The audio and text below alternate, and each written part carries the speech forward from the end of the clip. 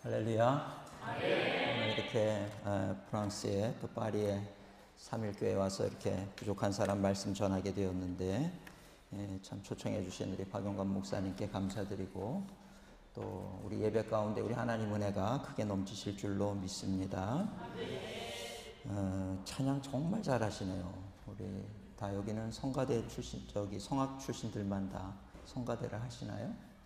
너무 잘하셔서 또 어쿠스틱도 좋고 잘하는 데다가 어쿠스틱까지 좋아서 아주 참 은혜가 넘치는 그런 귀한 찬양이었습니다. 감사를 드립니다. 반짝인다고 다 금은 아니에요. 그런 얘기가 있잖아요. 제가 예배를 드릴 때 참 이 예배의 자리는 우리 인간이 예배를 드릴 때 가장 귀한 자리가 이 예배의 자리입니다. 인생을 살면서 가장 가치 있는 것. 그래서 월십이라고 그러잖아요. 월십. 우리 인간이 하는 가치 있는 일들 가운데 가장 가치 있는 일. 인간과 동물을 구별하는 것. 인간의 인간됨을 증명하는 길은 바로 예배에 있다는 거예요. 이 예배는 정말 중요합니다. 근데 우리가 이렇게 예배를 드릴 때 제가 예배를 얼마나 열심히 잘 드렸는지 몰라요. 어려서부터 교회 학교에서부터 예배를 열심히 잘 드렸는데 이제 제가 목사가 되고 부목사가 되고 이제 예배를 드리는데 어느 날 옛날에는 이 바닥이 다 빨간 카페트로 되어 있죠. 교회 바닥이 보통 빨간 카펫인데 제가 제일 앞에 앉아서 예배를 드리는데 여기 가운데 금반지가 하나 떨어져 있는 거예요. 얼마나 반짝이는지 세상에서 제일 아름답고 제일 반짝이는 금반지가 바닥에 떨어져 있었어요. 그래서 예배를 드리다가 자꾸 시선이 글로 가는 거예요. 금반지 쪽으로 이렇게. 근데 그래서 예배가 끝나자마자 제가 이렇게 가가지고 금반지를 제일 앞에 있으니까 제일 가깝잖아요. 가서 금반지를 딱 집어들었는데 보니까 그게 금반지가 아니고 이 식빵 먹는 봉지 아세요? 그거? 식빵 이렇게 묶을 때 그 노란 거 있죠? 그거를 이렇게 누가 예배 시간에 돌돌 말아서 놀다가 버리고 간 것 같아요. 떨어져 있는데 제가 그거를 금반지인 줄 알고 주웠다가 얼마나 실망을 했는지요. 그런데 그때 제가 깨달은 게 이 금반지보다 더 반짝이는 게 이 식빵 봉지 묶는 거, 그거라고 하는 걸 제가 알았어요. 근데 그렇다고 해서 그것이 가치가 있느냐? 가치가 없는 거잖아요. 그래서 반짝인다고 해서 다 금이고 반짝인다고 해서 다 가치가 있는 것이 아니로구나. 그런 생각을 했는데 오늘 우리 교인들도 마찬가지예요. 신앙인들도 우리가 교회 다닌다고 다 신앙인인가? 다 믿음의 사람인가? 누가 진정한 그리스도인인가? 그걸 생각할 때 그리스도인은 믿음으로 사는 사람이 그리스도인이다. 이렇게 말씀드릴 수가 있습니다. 근데 이 그리스도인이라고 하는 것은요, 교회 다니는 사람을 그리스도인이라고 얘기하지 않아요. 사도행전에 보면 그리스도인이라고 이름 붙여진 최초가 어디냐면 터키 안디옥이었어요. 터키 안디옥에서 이상한 사람들이 있는데 보면은 자기들끼리 모여서 예배를 드리고 전도를 하고 찬양을 하고 또 물건을 나눠주기도 하고 통용하기도 하고 또 뭐 이렇게 살아가는 모습이 뭔가 다르더라는 거예요. 그래서 저 사람들은 뭔데 우리랑 사는 방식이 저렇게 다른가? 그래서 그 다른 방식으로 살아가는 그들을 지칭하면서 부른 명칭이 그리스도라고 하는 사람을 자꾸 얘기하는 그리스도인들, 이래서 그리스도인이라고 하는 이름이 최초로 붙여지게 된 거죠. 근데 그 이름이 붙여진 배경을 볼 것 같으면 뭔가 삶이 세상 사는 사람들하고 구별됐다는 거예요. 다른 삶을 살아가고 있다라고 하는 거죠. 그렇기 때문에 그리스도인이라고 하는 것을 그렇게 이제 명칭을 붙이게 되었다라고 하는 것을 우리가 기억해야 된다는 것입니다. 그래서 저는 오늘 우리가 그리스도인, 진짜 믿음의 사람은 어떤 사람인가? 그냥 교회 다니는 사람을 믿음의 사람이라고 그러는 것이 아니고 정말 우리의 삶 속에서 믿음으로 사는 사람이어야 되는데 제가 오늘 두 가지 말씀을 잠시 전하고 함께 은혜를 나누고자 합니다. 꼭 기억하시고 그렇게 살아갈 수 있는 우리 모든 성도님들 됐으면 좋겠습니다. 성경에 보니까요, 나중에 주님 앞에 섰을 때 우리 다 언젠가 다 주님 앞에 서거든요. 그렇죠? 거기 예외되는 사람이 한 사람도 없어요. 그런데 교회 다니면 다 구원받고 교회 안 다니면 다 구원 못 받는 게 아니고 교회 다니는 사람들 중에서 구원받는 사람, 못 받는 사람이 구별이 된다는 사실을 여러분 알고 계셨습니까? 마태복음 7장에 보니까 예수님 앞에 가서 주여 우리가 주의 이름으로 선지자 노릇도 하고 귀신도 내어 쫓고 능력도 행하였나이다. 우리 그쯤 되면 대단한 신앙인 아니겠습니까? 그런데 주님이 뭐라 그래요? 불법을 행하는 자야 내가 너를 도무지 알지 못한다. 나에게서 떠나가라. 이렇게 말씀하고 있단 말이에요. 참 무서운 말씀이에요. 우리 한 사람 한 사람이 언젠가 다 내가 원하든 원하지 않든 하나님의 심판대 앞에 서게 되어 있다는 겁니다. 하나님의 심판대 앞에 서면 하나님의 저울에 달리게 되는 거예요. 다니엘서에서 나오는 것처럼 벨사살 왕이라고 하는 사람이 흥청망청 술 마시고 그럴 때 벽에 손이 나와서 글을 쓰잖아요. 근데 이 글이 뭐냐 그랬더니 다니엘이 와서 해석을 해주는데 메네 대겔 우바르신입니다. 왕이시여, 왕이 세상의 권능과 권세와 모든 것을 다 가졌지만 왕의 저울에 잘려서 함량 미달이 됐습니다. 그래서 당신은 오늘 밤에 죽을 것입니다. 그래서 그 벨사살 왕이 그날 밤에 죽임을 당하고 말아요. 그렇게 끝나는데 이 말씀을 묵상할 때마다 우리도 언젠가 다 하나님 앞에 서게 되면 잘했는지 못했는지 평가를 받게 되는 때가 온다는 거예요. 거기서 함량 미달이다. 너는 이름만 가진 그리스도인이었다. 이렇게 되면 그거를 우리는 뭐라고 표현하느냐? 절망이라고 표현하는 거예요. 이 세상을 살다가 어려울 수도 있겠지만 그거는 절망이 아니에요. 그러나 우리가 하나님의 앞에 마지막에 심판대 앞에 섰을 때 하나님이 나를 모르신다 하면 그거는 절망이라고 하는 것입니다. 근데 오늘 우리가 다 교회 다니는 분들은 나는 구원받은 줄 알아요. 나는 그저 이대로 살아도 된다라고 생각을 하고 괜찮다라고 생각을 하고 그렇게 살아가고 있어요. 그러다가 보니까 한 주님 말씀하시는 게 너는 믿음으로 살지 않았다. 그러면 그때 가가지고 돌이킬 수도 없단 말이에요. 그때 가서 어떻게 할 것이냐. 참 고민이 되지 않을 수가 없는 거죠. 그래서 저는 오늘 꼭 믿음으로 사는 방식에 대해서 두 가지 말씀을 잠시 전하고 함께 은혜를 나누고자 하는데 꼭 기억하시고 믿음으로 사는 여러분들 되시기를 주님의 이름으로 축원합니다. 첫째는 하나님의 눈으로 세상을 보는 거예요. 여러분들 인생 살아갈 때 그렇게 살아보셨습니까? 우리는 늘 내 눈으로 보고 내 눈으로 보는 것만 믿으려고 그래요. 받아들이려고 그러고 그죠? 그것을 사실이라고 얘기를 합니다. 그런데 믿음의 사람은 내 눈, 육신의 눈을 감고 하나님의 눈으로 보는 거예요. 하나님이 이 상황을 어떻게 보실 것인가? 그렇게 볼 수 있는 지혜가 우리에게 있어야 된다는 거예요. 우리는 지금 조금만 어려우면 어떻게 해요? 조금만 어려움 당하면은 이걸 어떡하지? 지금 우리 죽게 됐습니다. 큰일 났습니다. 망하게 됐습니다. 이러고 얘기를 하는데 하나님의 눈으로 봐도 그러겠는가? 이런 거예요. 하나님이 지금 보실 때 어떠할 것인가? 여러분 우리가 그런 믿음의 눈으로 세상을 볼 수 있는 그런 우리 성도님들 되시기를 축복합니다.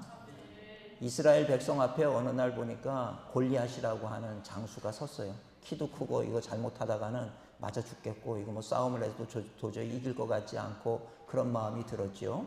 그런 상황 속에서 어떻게 해야 되나 이렇게 고민이 되고 그 누구도 골리앗 앞에 나가서 싸우려고 하지를 않았단 말이에요. 눈으로 볼 때는 위기예요. 큰 재앙입니다. 골리앗을 어떻게 이길 수가 있겠는가.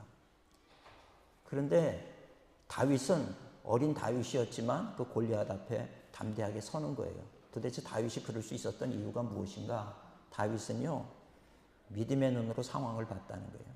인간의 눈으로 볼 때 골리앗은 우리보다 키도 크고 머리가 하나가 더 있고 장수이고 이러지만 그래서 우리가 싸움을 해도 이길 수 없지만 하나님이 골리앗을 보셨을 때 하나님이 골리앗 보고 야 나도 무섭다 그랬겠습니까? 골리앗은요 하나님이 보실 때는 티끌에 지나지 않는 거거든요. 다윗은 그 지혜가 있었던 거예요. 하나님의 눈으로 골리앗을 바라보고 상황을 바라보니 이게 아무것도 아닌데 큰 소리 치고 있다는 거예요. 저는 비행기를 타고 이렇게 다닐 때마다 윈도우 시트를 좋아해요. 창가 좌석을 좋아해가지고 창가 좌석에 앉아서 이렇게 내려다보면 사람 보이지도 않아요. 집도 보이지도 않고요. 차도 뭐 별로 보이지도 않고. 그게 티끌 같은 존재가 사실 우리 인간이라는 존재거든요. 근데 뭐 거기서 조금이라도 우리는 나를 드러내기를 원하고 잘났다 그러고 싶고 그죠? 내가 조금 더 많이 알면 그거 자랑하고 싶고 그렇지만 비행기 타고 보니까 누가 잘났는지 못났는지 보이지도 않는단 말이에요. 하나님이 보실 때도 마찬가지라는 거예요. 하나님이 보실 때 뭐 하나님이 보시면서도 야 너는 정말 내가 봐도 대단하다 그럴 만한 사람이 이 세상에 있겠습니까? 하나도 없단 말이죠. 티끌 같은 존재 골리앗 내가 땅에서 볼 때는 엄청나게 큰 그런 골리앗으로 보이지만 하나님이 보실 때는 티끌 같은 그런 존재라는 거죠. 다윗은 그것을 봤다는 거예요. 그래서 골리앗 앞에 설 때 뭐라 그럽니까? 다윗이 고백하기를 너는 칼과 창과 단창으로 나에게 나오지만 나는 만군의 여호와 이름으로 너에게 나아간다. 담대하게 그래서 돌을 하나 던지게 될 때 그 자리에서 골리앗은 쓰러지고 죽을 수밖에 없었다라고 하는 이야기입니다. 오늘 우리가 신앙생활할 때 그런 믿음의 눈을 여는 우리가 되어야 될 줄 믿습니다. 한번 생각을 해보세요. 하나님, 솔직하게 고백을 하세요. 이 습관적으로 대답을 하지 말고, 하나님은 진짜 살아계시고 세상의 모든 것을 주관하시는 하나님 되시는 걸 여러분 믿으십니까? 진짜 믿으세요? 하나님 나를 사랑하신다는 건 믿으십니까? 나와 함께 하신다는 건 믿으세요?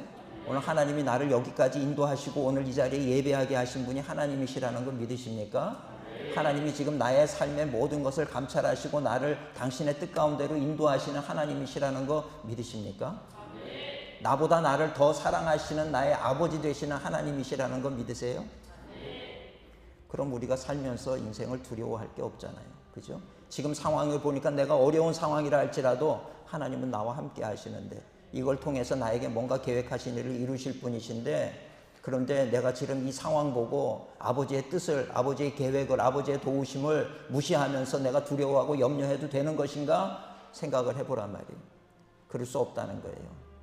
그래서 오늘 우리는요, 살면서 어떤 상황, 어떤 처지 형편 가운데 있더라도 우리 그리스도인의 특징이 뭔지 아십니까? 하나님을 찬양하며 사는 거예요. 하나님 영광 받으시옵소서. 하나님 나와 함께 하시는 줄 믿습니다. 나는 지금 이 어려운 상황 속에서도 주님을 찬양합니다. 이게 우리 그리스도인만이 할 수 있는 특징이라는 거예요. 제가 인생의 모토로 삼고 사는 말씀이 마태복음 10장 29절 말씀이에요. 마태복음 10장 29절에 무슨 말씀이냐면, 참새 한 마리도 하나님이 허락하지 않으면 땅에 떨어지지 않는다는 말씀이에요. 저는 그 말씀을 제 마음에 인생의 모토로 삼고 살아가니까 이게 얼마나 편한지 몰라요. 참새 한 마리가 떨어지는 것도 우연히 떨어지는 게 아니란 말이에요. 하나님이 허락하셔야 떨어지는 거예요. 예수님 말씀하신 것처럼 저 들에 핀 백합화를 봐라, 공중 나는 새를 봐라, 저것들 다 하나님이 먹이시고 입히시는 거지 자기네 노력으로 저렇게 크는 거 아니다 말씀을 주시거든요. 그러고 보니까 정말 실로 오늘 내가 이 파리에 온 것도 마찬가지고, 여러분들 이 지역에서 사시는 것도 마찬가지고, 3.1교회로 오게 된 거, 이거 다 우연이 아니라 하나님의 도우심과 인도하심이라고 하는 것을 믿으시기를 축원합니다. 이 말씀을 마음에 담고 살아가니까 이게 얼마나 편한지요. 누가 나를 욕을 해도요, 저 사람 왜 나 욕하지가 아니라, 하나님이 저 사람을 통해서 지금 나에게 뭔가 다듬으시기를 원하시는 것이 있는가 보다. 그것도 우연으로 받아들여지질 않는 거예요. 그러면 나를 욕하는 분들 얘기에 귀를 기울이게 돼요. 내가 뭐 잘못한 거 있습니까? 하나님께서 나를 다듬기 위해서 당신도 사는 거 얼마나 바쁘겠어요. 얼마나 바쁘고 할 일도 많은데 굳이 나한테 와가지고 이렇게 욕까지 해주시고 나를 위해서 희생해 주시고 시간 내주시고, 그럼 어떻게 해야 돼요? 커피라도 한 잔 사셔야 되는 거란 말이에요. 나를 위해서 고생하시는데 제가 커피 한 잔 사드리겠습니다. 이렇게. 마음이 편안해져요. 그거에 대해서 제가 분노하거나 욕하거나 화를 내지를 않게 되더라고요. 누군가가 나를 괴롭힐 때에도 저분도 지금 하나님께서 내가 이 교만하니까 내가 좀 다듬어줘야 될 부분이 있기 때문에 저 사람을 통해서 나에게 이런 교훈을 주시는구나. 감사함으로 받게 되는 거예요. 감사함으로 받으니까 버릴 것이 하나도 없는 거지요. 여러분, 그 마음으로 사는 게 믿음으로 사는 방법이란 말이에요. 여러분 지금 이 파리에 와가지고 이 생활을 하시면서 어떤 위기가 있고 어떤 어려움이 있는지 저는 몰라요. 그렇지만 그 위기를 실체로 받아들이시면 안 돼요. 여러분, 우리가 위험한 상황이 됐을 때 기도하잖아요. 기도할 때 눈을 감고 하지요. 기도할 때 눈 감는 이유가 뭔지 아십니까? 내 세상적인 거 내가 보지 않겠다는 거예요. 나는 눈을 감아버리겠습니다. 기도할 때 눈을 감으면서 또 하나의 눈이 열리는데, 그게 뭐냐면 믿음의 눈이 열리는 거예요. 하나님의 시각으로 세상을 보기를 시작을 하는 거예요. 그러니까 모든 사람을 향해서 우리가 축복할 수가 있어요. 이 육신의 눈으로 보면 우리 자녀들 부족해 보이고, 너 나중에 커서 뭐 되려고 그러냐 그러고, 남편을 봐도 부족해 보이고, 아내를 봐도 부족해 보이고, 우리 부모님은 왜 저러시나 싶고 말이죠. 모든 게 불평 원망하는 것으로 보이게 되는 거예요. 근데 믿음의 눈을 열고 보면, 하나님의 눈을 열고 보면 자녀를 볼 때에도 무한한 가능성을 가진 자녀로 보이는 거예요. 지금 네가 부족하고 네가 아무것도 할 수 없다고 해서 낙심하지 말아라. 하나님은 너와 함께 하신다. 너를 존귀한 자가 되게 할 것이다. 요셉을 존귀하게 만들었듯이, 다니엘을 존귀하게 만들었듯이 하나님은 너를 존귀하게 만드실 것이다. 여러분, 그런 믿음이 생기고 희망이 보이는 거예요. 그래서 믿음의 사람은 절대로 부정적인 얘기하지 않습니다. 믿음의 사람은 늘 긍정적인 얘기를 하는 거예요. 낙심이 되고 나는 아무것도 할 줄 몰라요 이러는 사람에게도 가서 손을 잡아주고, 무슨 말씀입니까? 하나님이 함께 하십니다. 하나님이 도우실 것입니다. 하나님은 남들이 하지 못한 더 놀라운 일을 당신으로 하여금 하게 할 것입니다. 이런 격려의 이야기, 사람을 살리는 이야기를 하게 되는 줄 믿습니다. 여러분 12명의 정탐꾼 이야기가 있잖아요. 가데스 바네에서 모세가 각 지파에서 대표 한 명씩을 뽑아서 가나안 땅을 정탐하고 와라. 그래서 가나안 땅을 다 정탐하고 왔는데 10명은 아주 분석적인 사람이었어요. 계산적이고 객관적이고 현실적이고 모든 걸 너무나도 정확하게 분석을 해서 그 땅이 좋은 땅 맞는데 그 땅에는 거인 족속이 살고 있습니다. 그들에 비하면 우리는 메뚜기와 같은 존재입니다. 그렇게 고백을 한단 말이에요. 그 사람들이 이스라엘 백성들이 들을 때 얼마나 아주 뭐 차트까지 만들어서 보고를 했는지 모르지만 그렇지만 그걸 들으면서 너무나도 솔깃해지고 맞아요. 너무나도 정확하게 분석을 했군요. 이거는 우리가 들어갈 수 없는 땅이군요. 그렇게 결론이 내려지는 거예요. 근데 두 사람 여호수아와 갈렙은 말도 안 되는 분석적이지도 않고 현실 감각도 떨어지는 그런 얘기하는 거예요. 하나님이 주신다 그랬으니까 무조건 들어갑시다. 그 땅은 우리 땅입니다. 이스라엘 백성들이 들을 때 저것들 믿었다가는 우리 다 죽겠다 이런 생각이 드는 거죠. 갈 수 없습니다. 그런데도 계속 들어가야 된다고 여호수아와 갈렙이 얘기를 하니까 돌을 들어서 여호수아와 갈렙을 치려고 그랬단 말이에요. 결과는 어떻게 됩니까? 하나님을 신뢰했던 여호수아와 갈렙 두 사람은 약속하신 가나안 땅에 들어가 가지고 그 가나안 땅을 점령하게 되고 그 가나안 땅에 유업을 받게 된단 말이에요. 하나님께서 약속하신 유업을 받는 자가 되지만 10명의 그 객관적이고 분석적이고 현실적이었던 그 10명의 정탐꾼과 그들을 동조했던 수많은 이스라엘 백성들은 결국 가나안 땅에 들어가지 못하고 광야에서 죽었더라. 이게 성경 이야기잖아요. 우리가 하려고 하다 보면 할 수 있는 게 아무것도 없어. 그러나 하나님 주님께서 하신다라고 하는 걸 우리가 믿음의 눈으로 보기 시작하면 우리에게는 능치 못함이 없는 거예요. 감사함으로 나아가게 되는 것이고, 요즘 뭐 세계 정세를 보면서도 지금 한국이 위기입니다. 어렵습니다. 이렇습니다. 저렇습니다. 천만의 말씀. 한국의 문명이 누구 손에 있느냐? 정치인의 손에 있는 것이 아니란 말이에요. 하나님의 손에 있는 줄로 믿습니다. 하나님은요, 마른 막대기도 들어 사용하시는 분이에요. 지금 막대기가 필요하다 그러면 막대기를 들어 사용하시는 분이고, 지팡이가 필요하다 그러시면 지팡이를 들어 사용하시는 분이시란 말이에요. 그러니 우리 그리스도인의 기도는 누구를 통해서 어떻게 해 주시옵소서라고 기도하는 것이 아니라 하나님 역사하여 주옵소서, 하나님의 뜻이 이루어지기를 원합니다. 하나님의 계획하신 대로 이 나라, 이 민족이 바르게 갈 수 있도록 도와주시옵소서. 하나님의 뜻이 이루어지기를 기도해야지 내 뜻이 이루어지기를, 내가 원하는 방향으로 가기를 기도하는 것은 잘못된 기도라고 하는 것을 깨달아 알아야 돼요. 그래서 무엇을 하든지 하나님의 눈으로 보는 습관을 들이세요. 오늘 우리 성도님들, 하나님께서 지금 나에게 어떤 계획을 가지고 계시는지, 내 삶을, 내 가정을 어떻게 인도하기를 원하시는지 기도하시는 가운데 믿음의 눈으로 보시고 믿음의 언어를 사용하시는 우리 모든 복된 성도님들 되시기를 축원합니다. 두 번째는 어떤 게 믿음의 사람이냐? 하나님을 철저히 신뢰하는 사람이 믿음의 사람인 거예요. 하나님을 철저히 신뢰하셔야 돼요. 여러분, 우리는 하나님을 신뢰합니다 그러지만 하나님을 신뢰하지 않고 살아갈 때가 얼마나 많은지 몰라요. 하나님을 신뢰하지 않고 나를 신뢰하고 내 뜻을 따르고 그럴 때가 참 많이 있잖아요. 하나님이 아브라함을 믿음의 조상이 되게 하신 이유가 있어요. 아브라함은, 여러분, 믿음이라고 하는 것은 다른 말로 하면 신뢰예요. 신뢰. 내가 하나님을 얼마큼 신뢰하는가. 아브라함은 정말 하나님을 엄청 신뢰했단 말이에요. 이스라엘 백성들 요단강 가를 때 요단강물이 갈라지고 나서 들어간 게 아니에요. 제사장들에게 언약궤를 메고 요단강으로 들어가라. 잘못 들어가면 다 강물에 휩쓸려서 죽을 수도 있는 상황이었지만 죽으면 죽으리라는 마음을 가지고 들어갔어요. 그 발목까지 물이 잠기게 되니까 요단강물이 그쳤더라. 이렇게 성경은 기록하고 있는 것을 볼 수가 있습니다. 하나님을 신뢰하는 만큼 그것이 내 믿음의 정도라고 하는 거예요. 근데 아브라함은 어디까지 신뢰했느냐? 그냥 철저히 그의 삶 전체가 하나님을 신뢰하는 삶이었다는 거예요.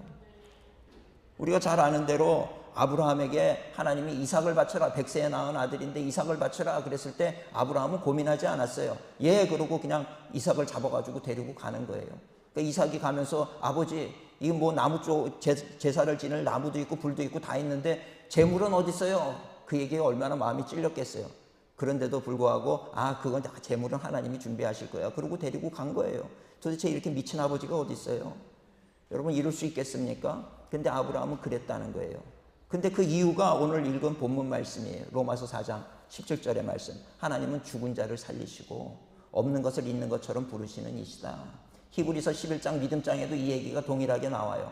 하나님은 이삭을 내가 죽여도 하나님께서 다시 살리실 것이라고 하는 것을 아브라함은 믿었다는 거예요. 도대체 그 믿음의 근거가 뭡니까? 그냥 아무나 죽이면 하나님이 살릴 거라는 그런 믿음이 아니었다는 거예요. 하나님께서 분명히 아브라함에게 약속하실 때 내가 100세의 아들을 낳는데 그 아들이 진짜 약속의 아들이고 그 아들을 통해서 너의 자손을 하늘의 별과 같이 많게 할 것이다. 이렇게 약속을 주셨다. 그 약속의 말씀을 붙잡은 거예요.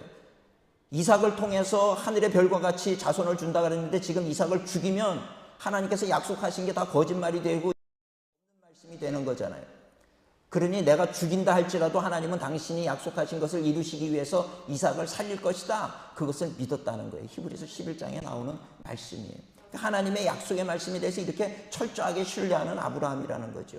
오늘 우리는 하나님의 말씀에 대해서 이런 철저한 신뢰가 있는가?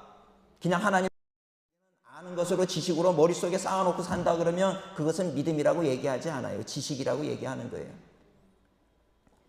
아브라함은 지식으로 가지고 있을 마음으로 믿었어요. 신뢰했어요. 내 삶 속에 그것이 그대로 이루어진다라고 하는 것을 믿었던 사람이 아브라함이었다는 거예요.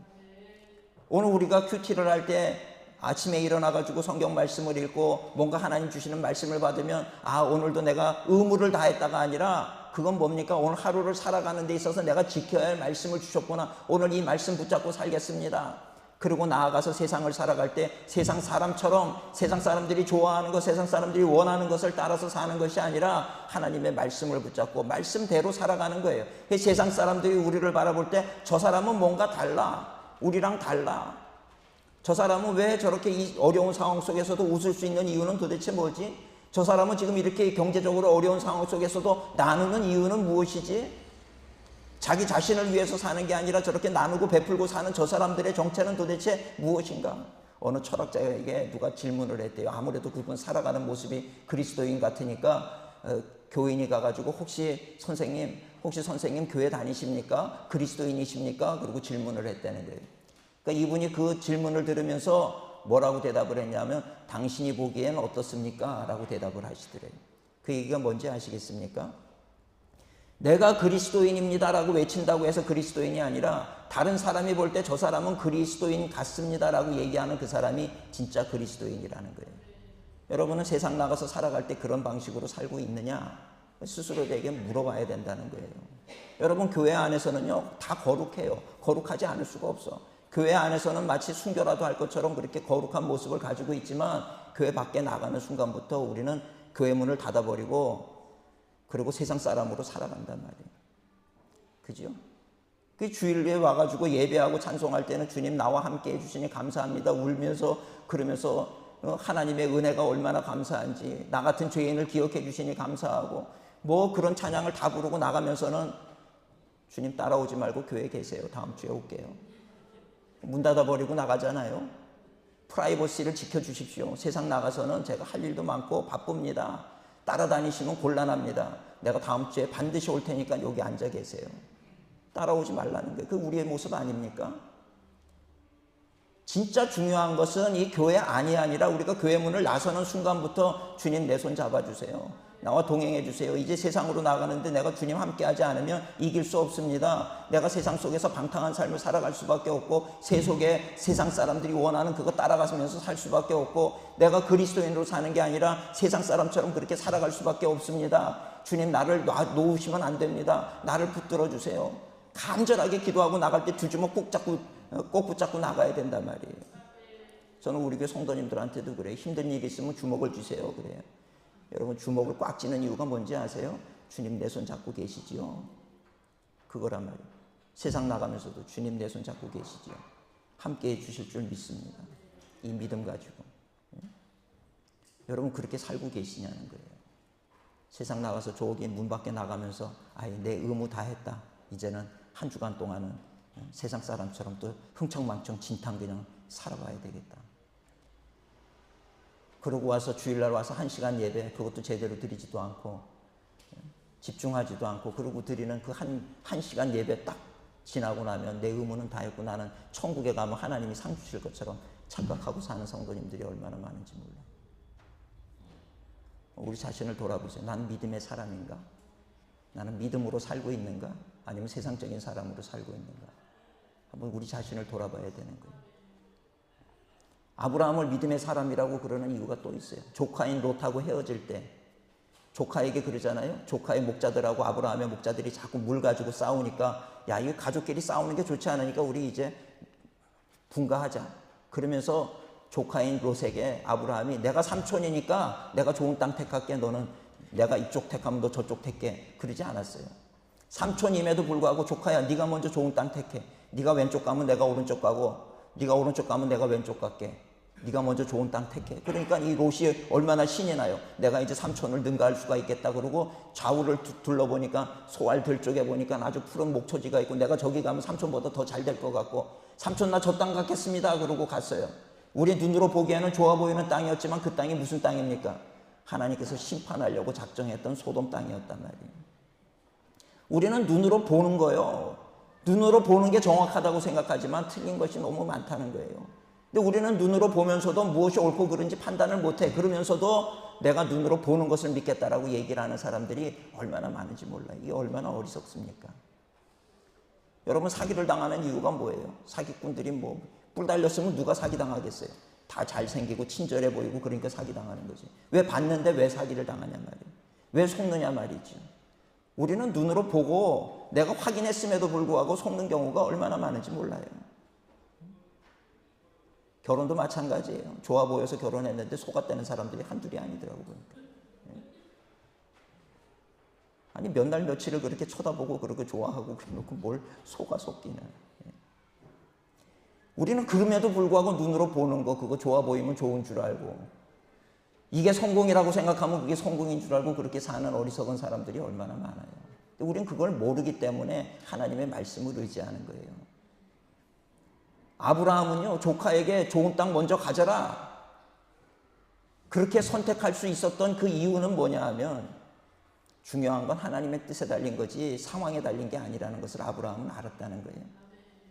척박한 땅에 간다 할지라도 하나님이 함께 하시면 그 땅에서 땅을 파면 거기서 물이 솟아난다라고 하는 것을 아브라함은 알았던 사람이란 말이에요. 그걸 뭐라고 얘기하느냐? 믿음이라고 얘기하는 거예요. 믿음의 사람은요, 그래서 세상 살면서 나눠주고 베풀어줘도 손해봤다고 생각하지 않아요. 저것으로 인해서 더 놀라운 은혜와 축복이 펼쳐질 거라고 하는 것을 아는 사람들을 믿음의 사람이라고 얘기한단 말이에요. 세상에서는 계산을 하고 주판화를 돌릴지 모르지만 계산기를 두드릴지 모르지만 믿음의 사람은 계산기를 두드리지 않아요. 하나님께서 마음 주시는 대로 도와야 되겠다 돕는 거예요. 섬겨야 되겠다 섬는 거예요. 예배 드려야 되겠다 예배 드리는 거예요. 찬양해야 되겠다 찬양하는 거예요. 기도해야 되겠다 기도하는 거예요.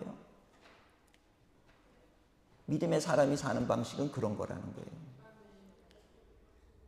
여러분, 하나님께서 우리의 생사 화복을 주관하시는 하나님이신 줄 믿으시기를 축원합니다.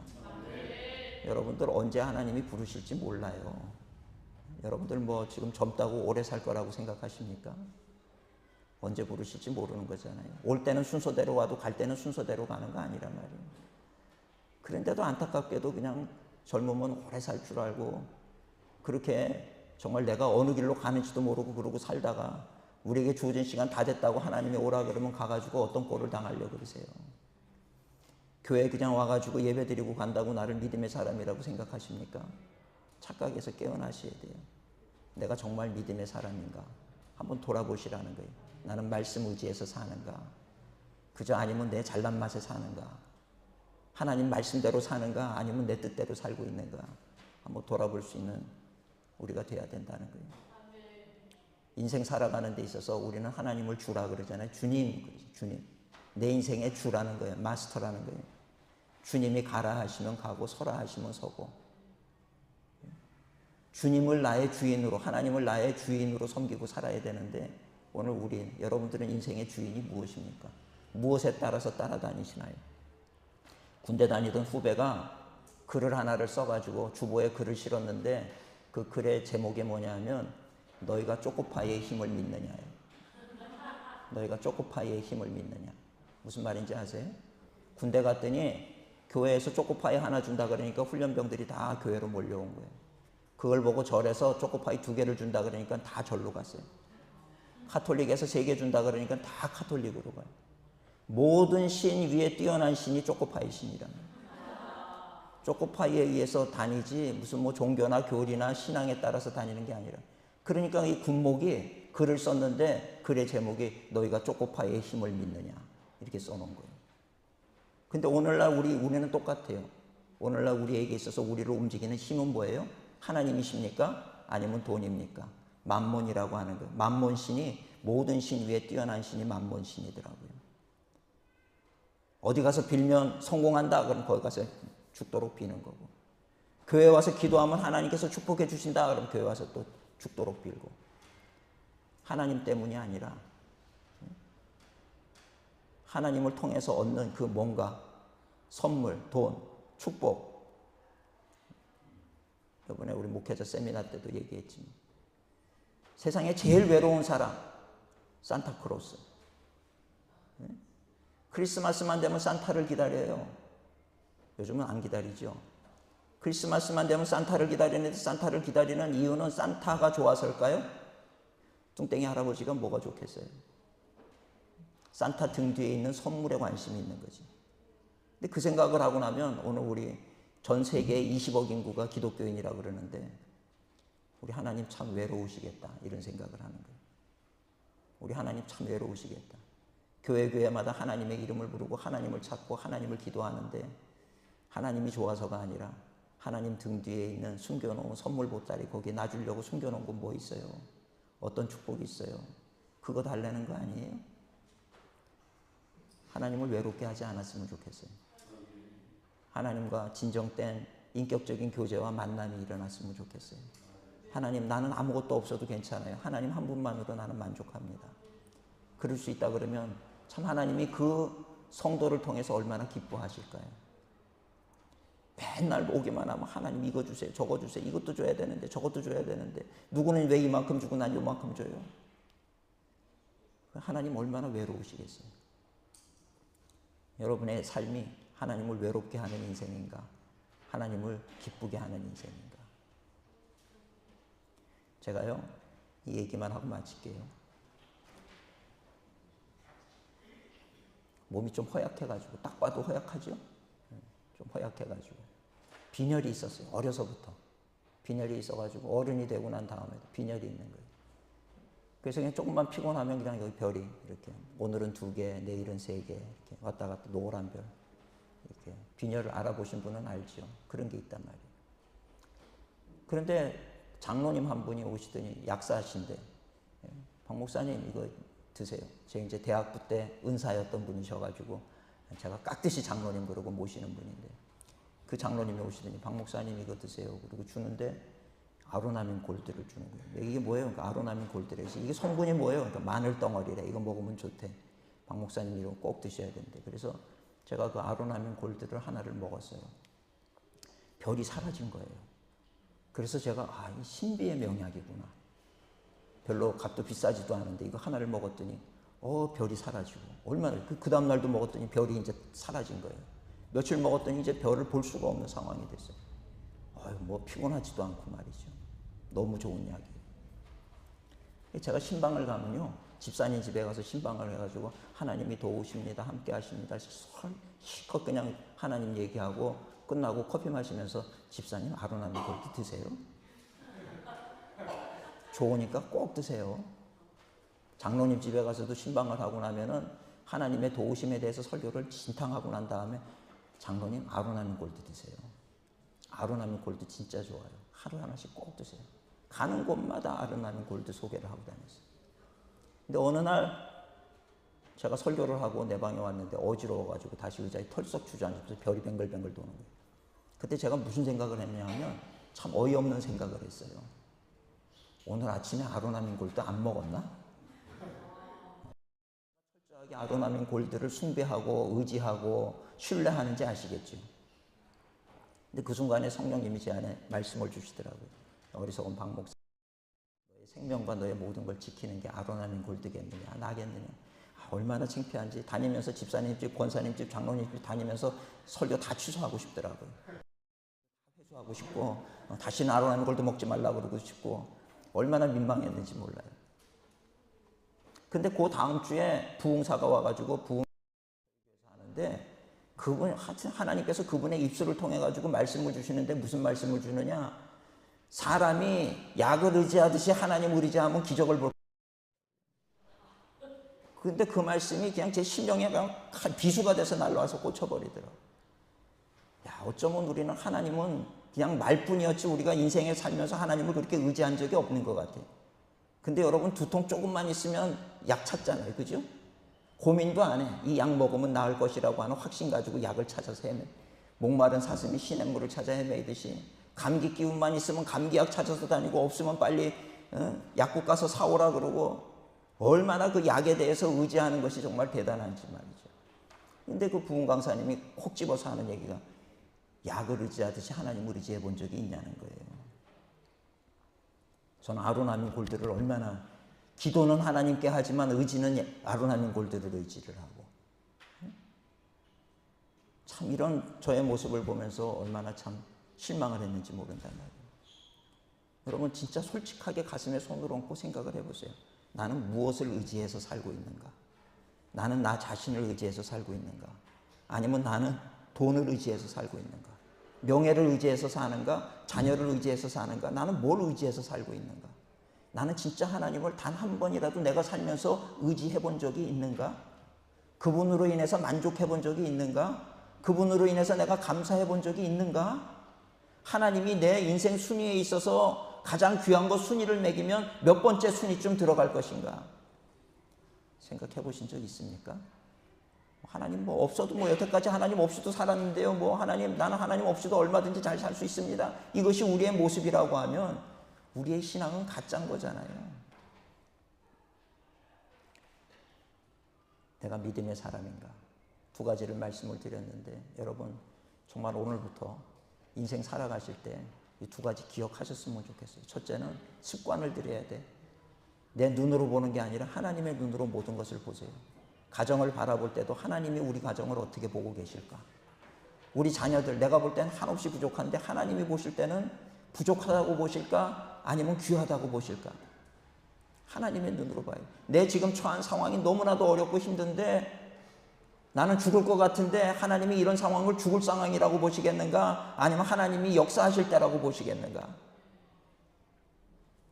그러면서 우리는 예배도 그렇고요. 예배의 자리에 여러분들 지금 이 예배의 자리, 주일마다 와서 드리는 이 예배의 자리, 우리 눈으로 보니까 여기서 설교하는 목사가 보이고 반주자가 보이고 찬양 인도하시는 분이 보이고 성도님들이 보이고 그렇죠? 그게 전부가 아니란 말이에요. 육신의 눈을 감고 보니까 뭐가 보여요? 이곳에 임재하시는 하나님이 보여요. 하나님 보이세요? 예수님이 보이십니까? 이곳에 함께 하시는 성령님이 보이십니까?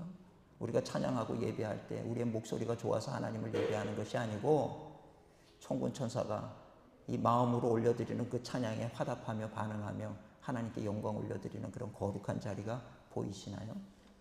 그래서 예배의 자리는 거룩한 자리라고 얘기하는 거예요. 교회가 뭐가 거룩해요? 성도가 뭐가 성도입니까? 성도 거룩하다는 얘기지요.